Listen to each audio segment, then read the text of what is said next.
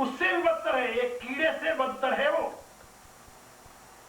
क्यों? कीड़ा अपने आप रेंग लेता है, अपने खाने की वस्तु ढूंढ लेता है, लेकिन मनुष्य का बच्चा न रेंग सकता है न अपने खाने की वस्तु ढूंढ सकता है। Worse than A insect. Human child is the worse than insect, because that very insect can move itself and can get its own food, but a human child can't move, can't get his own food too, can't survive, because human child has no ability, they depend totally on others. ये तो आप जानते हैं।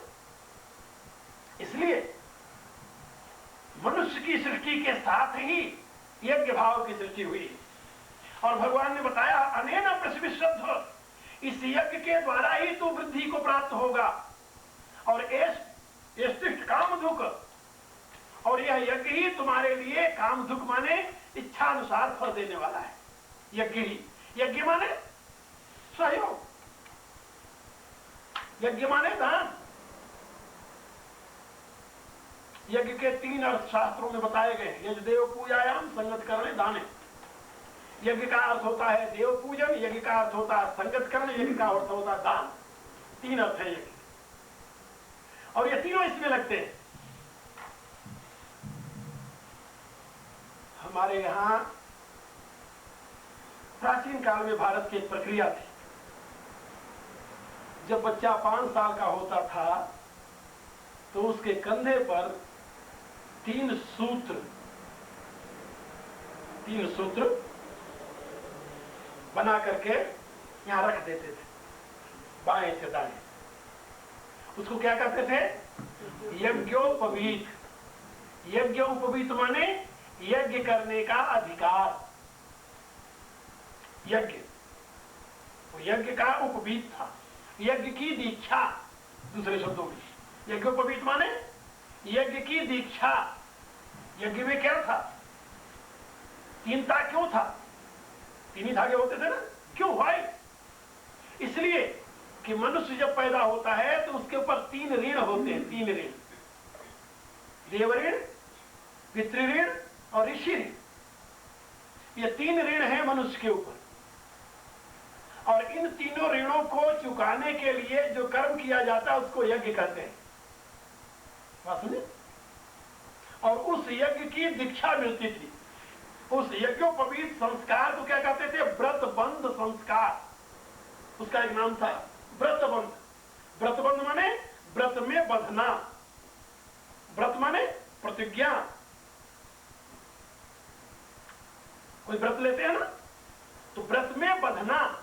वो 5 साल का बालक व्रत लेता था और उसका चिन्ह अपने कंधे पर रखता था कि जब तक तीनों ऋण पूरा नहीं करूंगा तब तक ये कंधे से नहीं उतरेगी। भार है एक प्रकार का। वो एक सिंबल था याद रखने के लिए कि मेरे कंधे पर 3 ऋण है। पहले तो पितृ ऋण है, जिस माता पिता ने हमें उस कीड़े से बदतर अवस्था से उठा करके बैठने की गति दी, चलने की गति दी, बोलने की गति दी। तो आप जानते हो किसने दी?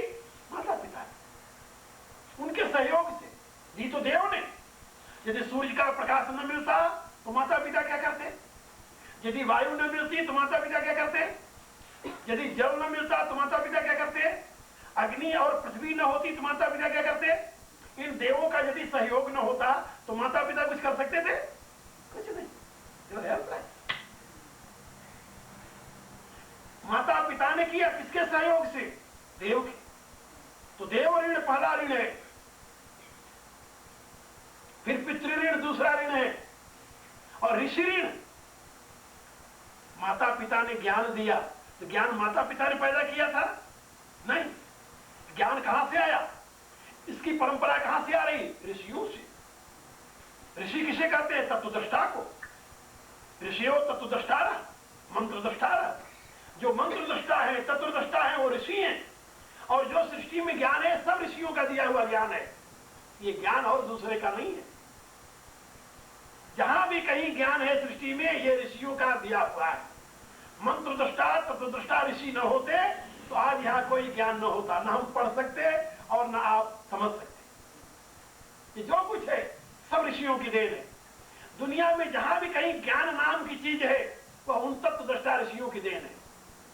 ये आपके पुरुषार्थ का परिणाम नहीं है। जिन्होंने अपने आप को इसमें लगाया, खपाया, पूरी जिंदगी समर्पित करके जिन्होंने इसका अनुसंधान किया, उन्होंने आपको नई नई बातें अनुसंधान करके सामने रखी। वो ऋषि हैं। उन ऋषियों के दिए हुए ज्ञान से आप ज्ञानी बने हैं। उन ऋषियों की दी हुई भाषा ही आपकी माँ ने आपको सिखाई, जिसको मातृभाषा कहते हैं।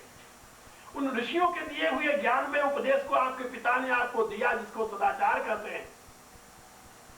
इसलिए एक ऋषियों का ऋण ज्ञान की परंपरा से जो चला आ रहा हमें मिला है, एक पितृ ऋण जो संतान परंपरा से चला आ रहा हमें मिला है, और एक देव ऋण जिसके प्रकाश में ये दोनों हम ग्रहण करने के लिए योग्य बने। तो ये तीनों ऋण, देव ऋण, ऋषि ऋण और पितृ ऋण, ये तीनों ऋण का 3 ताग हमारे कंधे पर रख दिया जाता था और कहा जाता था, बेटे जब तक तीनों ऋण से उऋण न हो जाओ तब तक ये तुम्हारे कंधे पर रहें। और जब तीनों ऋण से उऋण हो जाता था तब वो यज्ञोपवीत नहीं रहता था, तब तो उतार करके वो गंगा जी में प्रवाहित करते थे। जिस समय संन्यास लिया जाता है उस समय यज्ञोपवीत को उतारते हैं और गंगा जी में स्वाहा कर देते हैं, प्रवाहित कर देते हैं। उसकी जरूरत नहीं होती थी, क्योंकि उस समय वो तीनों ऋणों से मुक्त होता है। तो ये था व्रतबंध का महत्व, और वो व्रतबंध यज्ञ के द्वारा चलता था, इसलिए उसको यज्ञोपवीत कहते थे। तो जो कुछ कर्म देव ऋण की पूर्ति के लिए, ऋषि ऋण की पूर्ति के लिए, पितृ ऋण की पूर्ति के लिए किया जाता है, उसको यज्ञ कहते हैं।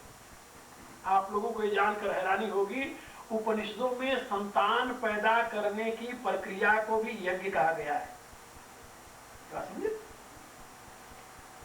संतान पैदा करने की जो प्रक्रिया है ना, जिसको सेक्स आप कहते हैं, उसको भी यज्ञ कहा गया है। उसकी विधि बताई गई है, यज्ञ का पूरा रूपक बताया गया है कि यज्ञ कैसे है, और जो आपका वीर्य दान है वो यज्ञ की आहुति है, ऐसा उपनिषदों में वर्णन है। तैत्तिरीय उपनिषद में बड़ा सुंदर डिस्क्रिप्शन है इसका।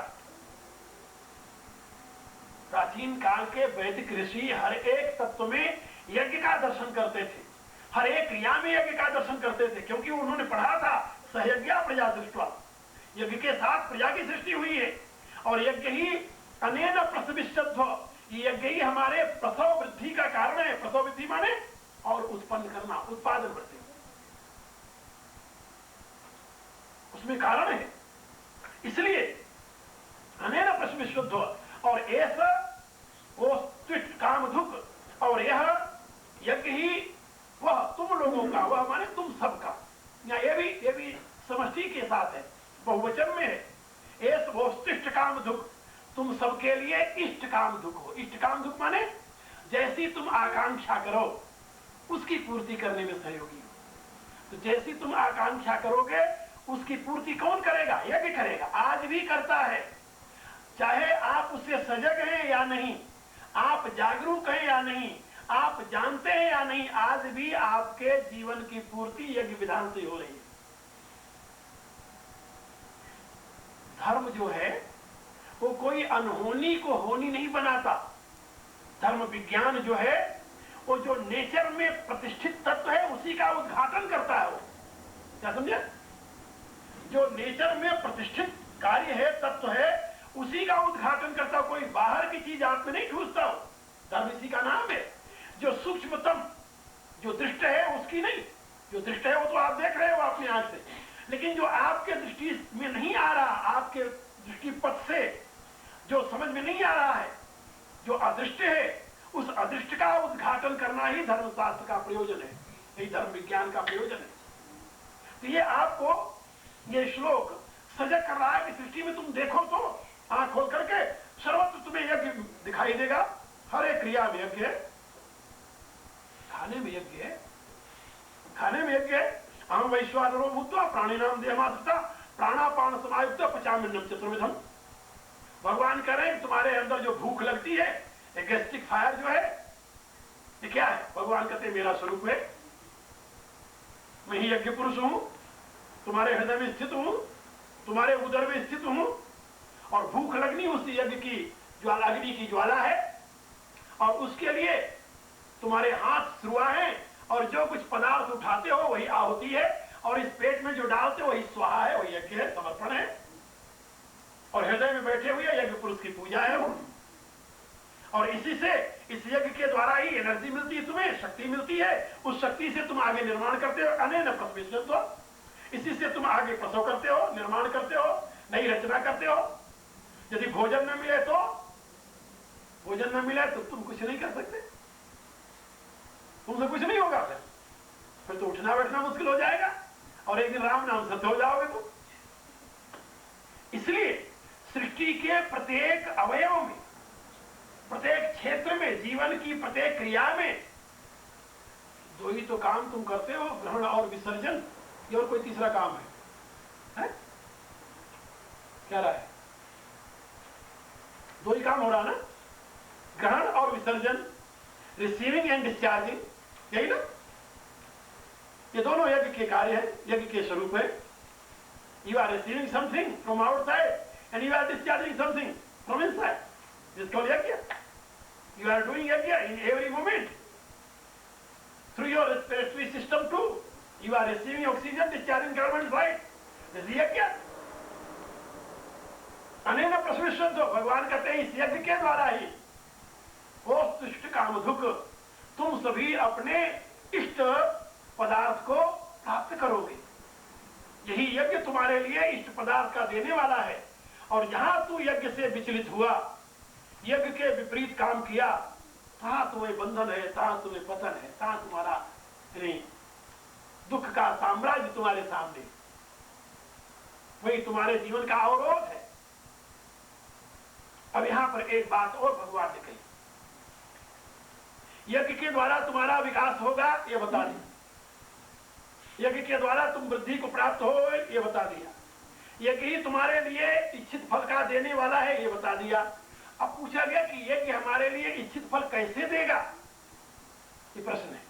इस प्रश्न के उत्तर में भगवान 11वें श्लोक में कह रहे हैं, देवान भावयता नेन ते देवा भावयन्तु परस्परम भावयन्त श्रेय परमवाप्स्यथ। ये श्रेय का मार्ग, यज्ञ मार्ग प्रेय का नहीं है। यहां पर वैदिक यज्ञ की बात नहीं हो रही, ये भी याद रखना, क्योंकि वैदिक यज्ञ जो है वो प्रेय मार्ग का है। वैदिक यज्ञ की बात आगे भगवान करेंगे 9वें अध्याय में। एवं त्रयी धर्म मनु प्रपन्ना गदागतम काम कामाल भंते, ये त्रय विद्या सोमपा पूतपापा यज्ञैरिष्ट्वा सुरगतिम प्रार्थयन्ते, ते पूर्णिमासाद्य सुरेंद्र लोकम असरंत दिव्यान दिवदेव भोगान, ते तम भुक्त्वा स्वर्गलोकम विशालम क्षीणे पुण्ये मर्तलोकम विसंति। एवं त्रयी धर्म मनु प्रपन्ना गदागतम काम कामाल भंते, वो वैदिक यज्ञ की बात है, जो आहुति डालने वाली यज्ञ, पुत्रेष्टि यज्ञ, सोम यज्ञ, इंद्र यज्ञ, रुद्र यज्ञ, विष्णु यज्ञ, अनेक प्रकार के जो यज्ञों का विधान है, कर्मकांडात्मक यज्ञों का विधान जो है, उसका परिणाम भगवान ने प्रेय बताया है, श्रेय नहीं बताया है। लेकिन यहां जिस यज्ञ की मीमांसा कर रहे प्रभु, उसके विषय में कह रहे हैं परस्परम भावयन्त श्रेय परमवाप्स्यथ। एक दूसरे की वृद्धि करते हुए, विकास करते हुए तुम श्रेय को प्राप्त करोगे। श्रेयम श्रेय परम परमम अवाप्स्यथ, परमम श्रेयम, सामान्य श्रेय नहीं, परम श्रेय को तुम प्राप्त करोगे। इसलिए ये जो यज्ञात्मक जीवन है, ये विज्ञान में यज्ञ, विज्ञानम यज्ञम तनुते, ये उपनिषद का मंत्र है। तैत्रीय उपनिषद में ये बात बताया गया है, विज्ञानम यज्ञम तनुते, यज्ञ का विस्तार विज्ञान के द्वारा करो, कर्म के द्वारा नहीं, विज्ञान के द्वारा। विज्ञानम यज्ञम तनुते,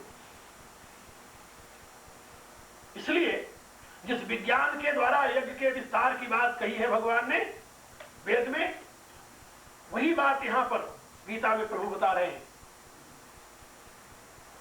देवान भावयतानेन ते देवा भावयन्तु अनेन यज्ञेन, इस यज्ञ के द्वारा देवान भावयता, इस यज्ञ के द्वारा देवान भावेत, भावेत माने वृद्धिगत, इस यज्ञ के द्वारा देवता लोग वृद्धि को प्राप्त होंगे।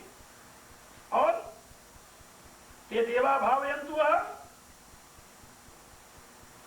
और वे देवा, वो देवता लोग जो हैं वो उन्नति करेंगे, और उन्नति किए हुए देवता लोग तुम्हारी उन्नति में कारण बनेंगे। देवता भी उन्नति करते हैं, बोला करते हैं, वृद्धि होती है, दिव्य गुणों की वृद्धि होती है, दिव्य तत्व का विकास होता है। वहां वृद्धि क्या है? यहाँ की वृद्धि आप ऐसे समझे जैसे भगवान ने गीता के 5वें अध्याय में कहा है, अज्ञाने नावृतम ज्ञानम तेन मुह्यन्ति जंतो, अज्ञान के द्वारा ज्ञान ढका गया है इसलिए प्राणी मोहित है। जब अज्ञान दूर हो जाता है, ज्ञान प्रकाशित होता है, तो मनुष्य यथार्थ को जान लेता है। तो जैसे अज्ञान के आवरण में ज्ञान ढक जाता है, ऐसे ही अदिव्य के आवरण में दिव्य ढक जाता है। आप जानते हैं ना, जो कुछ स्थूल दिखाई दे रहा है ये क्या है? That is the projection of energy, और energy is nothing but full of light, full of radiant, nothing else. ये तो आप लोग जानते अच्छी प्रकार से। लेकिन वही एनर्जी जब मेटर रूप में, ग्रॉस रूप में आ गई, फिर आपको अंधेरा दिखाई देता है। वही एनर्जी जब सॉलिड रूप में परिवर्तित हुई, ये तो आप जानते हैं ना कि हर एक मेटर स्वयं में एनर्जी भी है और मेटर भी है। तो आप लोगों को पता है, यही बात हम कहते हैं।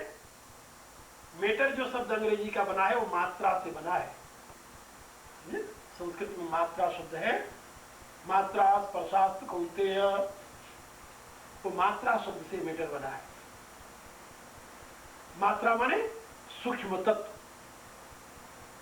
सूक्ष्म तत्वों का संघात मेटर है। इसीलिए पंचतन मात्रा कहते हैं। शब्द स्पर्श रूप रसगंध क्या है? पंचतन मात्रा। ये जो संसार में पंचमहाभूत है, इनका मूल कारण क्या है? पंचतन मात्रा। तो पंचतन मात्रा माने 5 प्रकार के सूक्ष्म एलिमेंट, और कुछ नहीं। और ये ग्रोस जो कुछ आप देख रहे हैं, that is the result of combination of element. जब ये आप देखेंगे तो आपको पता चलेगा कि सूक्ष्म स्थूल कैसे हो गया, दिव्य अदिव्य कैसे हो गया, और इस अदिव्यता के आवरण में दिव्य ढक कैसे गया। अच्छा, दिव्य जब अदिव्य हो जाता है तो उसको ढकने वाला कौन होता है? क्या होता है? दिव्य को आवृत करके जब अदिव्य ढक लेता है तो अदिव्य कौन है? वो जो दिव्य को ढक रहा है, वो दिव्य की एक अवस्था है और कुछ नहीं।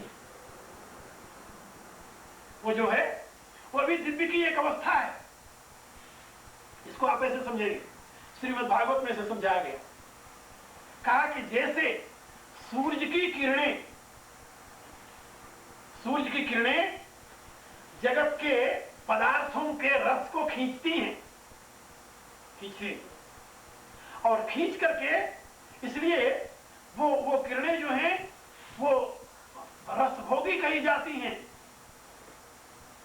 वो रसभोगी कही जाती क्योंकि वो सूर्य पदार्थों के रस को खींच लेती हैं वो। लेकिन किरणों के द्वारा खींचा हुआ जो रस है वही आगे चलकर क्या बन जाता है? बादल। वही बादल बन जाता है। और बादल बनने के बाद क्या करता है?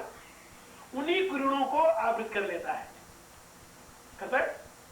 फिर हम क्या कहते हैं कि अब सूर्य नहीं दिखाई दे रहा। तो सूर्य को आवृत करने वाला कौन है? अगर कल्पना कीजिए, सूर्य के लिए जो आवरण बना, सूर्य की किरणों को आवृत करने वाला कौन है? वही सूर्य की किरणों का आहार, और कोई दूसरा नहीं। इसी प्रकार से अज्ञान कोई वस्तु नहीं है ना। अज्ञान ऐसी कोई वस्तु, अदिव्य कोई वस्तु नहीं है। एक वस्तु विशेष का परिणाम विशेष अदिव्य हो जाता है। ग्रोथ अवस्था में उसे हम अदिव्य कह देते हैं। वही ग्रोथ से जब सटल रूप में हो गया तो वही दिव्य हो गया। दिव्य और अदिव्य दोनों अलग अलग तत्व नहीं है, एक ही तत्व दो रूपों में अभिव्यक्त होता है, वही दिव्य है वही अदिव्य है। तो यज्ञ के द्वारा जब कोई वस्तु घने रूप में संगठित हो जाता है तो अदिव्य रूप धारण कर लेता है, और वही जब पुनः अपने आप को बिखेर देता है पुनः दिव्य हो जाता है। बात समझे? सूर्य की किरणें जब रस का पान करती हैं तो रस संगठित होकर के बादल रूप में, भाप रूप में परिणित हो जाता है, भाप से बादल बन जाता है, और फिर जो वर्षा होती है किसके द्वारा होती है? वो किरणें अपने यानी वो बादल अपने आप बरसने लगता है ना। ना, आपको कैसे मालूम है कि वर्षा होगी? जब गर्मी पड़ती है, हुमस होती है, क्या कहते हैं? अरे बड़ी जल्दी वर्षा होने वाली है, कि हुमस बता रही है। उससे क्या होता है? उन बादल को वही सूर्य की किरणें तप्त करके वही वृष्टि में भी कारण बनती है। सूर्य की किरणें ही वृष्टि में कारण बनती हैं। सूर्य की किरणें बादल के कारण है और सूर्य की किरणें वृष्टि के कारण है। इसीलिए हमारे यहाँ आदित्य कहा जाता है सूर्य को, और इंद्र कहा जाता है सूर्य को।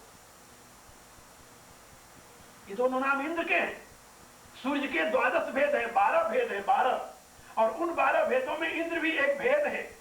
तो जिस समय वह रसों का आकर्षण करता है उस समय वह सूर्य आदित्य है, और जिस समय वो उन रसों को बादल रूप में परिणित कर देता है वही सूर्य। वही सूर्य जब बादल रूप में परिणित कर देता है उस समय वो इंद्र बन जाता है, और फिर जब उनको वर्षा कर देता है तो पर्जन्य होकर के वो समस्त प्राणियों के लिए जीवन प्रदान करने वाला होता है। वही इंद्र होता है। इंद्र कोई दूसरा नहीं, वही सूर्य इंद्र है। जो सूर्य आदित्य है वही सूर्य इंद्र है। इंद्र के ही अनेकों नाम है, 12 अवस्थाएं हैं इंद्र की, इसलिए 12 इंद्र कहा जाता, यानी आदित्य कहे जाते हैं। तो मैं आप लोगों को ये बता रहा था कि जैसे सूर्य की किरणों से ही ये दोनों काम हो रहे हैं, इसी प्रकार से वही एक परम तत्व जो सूक्ष्म दिव्य रूप में है वही ग्रोथ अवस्था में आकर अदिव्य हो जाता है, और फिर वही अपने रेडियंस से, अपने शक्ति से, अपने प्रखर किरणों से उसको बिखरा देता है। जब डिसॉल्व कर देता है पुनः वो दिव्यता का प्रकाश हो जाता है। और दिव्यता का प्रकाश दिव्य अदिव्य कब बना? जरा इतना समझ लो, जब उसने संग्रह किया। और अदिव्य दिव्य कब बन गया? जब उसने फिर त्याग कर दिया। यही है ना? तो वो अदिव्य दिव्य में कैसे परिणित हुआ? त्याग से। देवान भावेता लेना, यही बात गीता भगवान समझा रहे हैं कि जब तुम संग्रह करोगे तब तो तुम अदिव्य बन जाओगे, तब तुम देव नहीं हो, है ना? तब तुम अदिव्य हो। और संग्रह में यदि रमण करने लगे तो, मजा लेने लगे तो फिर तो तुम असुर बन गए। असुर रमनते असुर, फिर तुम असुर, तुम देव नहीं हो। लेकिन संग्रह करके तुरंत उनको पुनः दे दिया तो फिर तो तुम देव हो। और यही देव पूजा है, यही यज्ञ है। अनेना यज्ञेन देवान भाव्यत। इस यज्ञ के द्वारा तुम देवताओं की उन्नति करो। देवान भाव्यत, देवताओं की उन्नति करो। उन्नति माने क्या होता है जानते हो? ऊपर लाना, ऊपर लाना। उन्नति माने और कोई चीज नहीं होती। जो दबी हुई वस्तु है ना उसको उन्नयन कहते हैं, ऊपर लाना। उन्नति, उन्नयन। उत माने ऊपर, नयन माने लाना, खींचना, ले आना। उन्नति ऊपर ले आना। तो तुम जो दबा हुआ है, जो अदृश्य है, दैवी गुण, दैवी शक्ति, इस यज्ञ के द्वारा उस दबे हुए दैवी गुण को ऊपर ले आओ, उसको प्रकाशित करो। अनेना देवान भाव्यतः। इस यज्ञ के द्वारा, समर्पण के द्वारा, यज्ञ क्रिया के द्वारा तुम दिव्य शक्ति को ऊपर ले आओ। देवा भावयन्तु। और वो ऊपर आए हुए, उन्नति को प्राप्त हुए, विकास को प्राप्त हुए देवगण तुम्हें ऊपर ले आए। क्योंकि जब तुम दिव्य गुणों का प्रकाश करोगे तो वह गुण तुम्हारे को प्रकाशित करेंगे। इसीलिए शास्त्र में बताया गया, धर्मो रक्षति रक्षिता, धर्मेव हतो हन्ति। धर्म की हत्या यदि तू की तो तुम्हारी हत्या हो गई, और धर्म की यदि तूने रक्षा की तो तुम्हारी रक्षा हो गई। धर्म एवं हतो हंति धर्मो रक्षित रक्षित।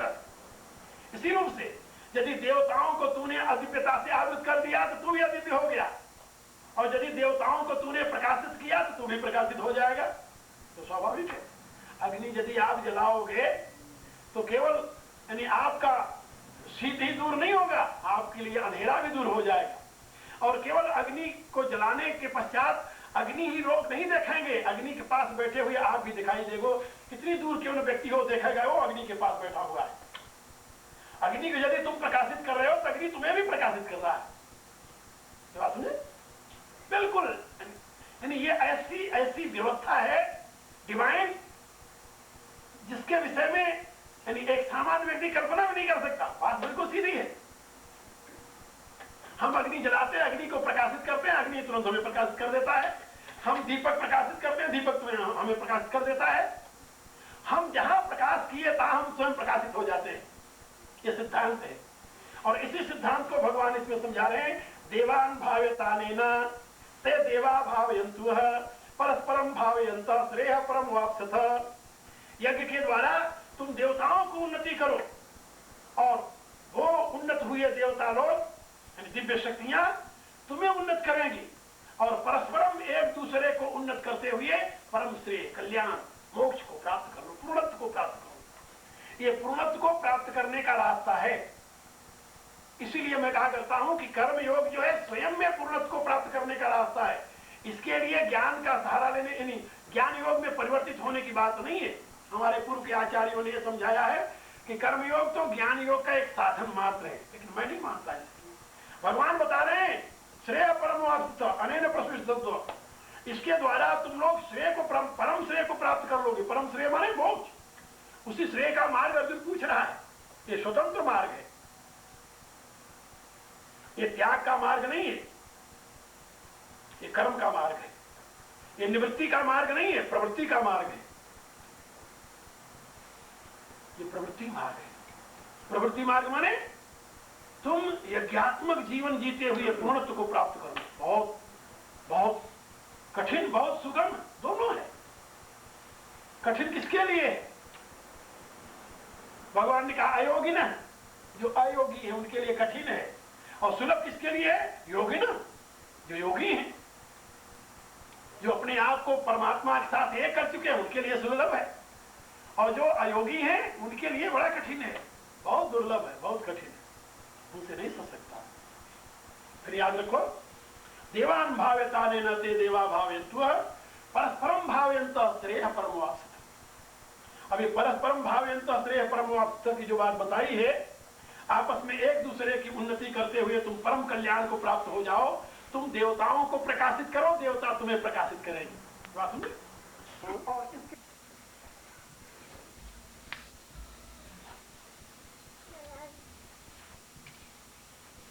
कई दिनों से मैं गीता पढ़ा रहा हूँ, गीता का 3रा अध्याय।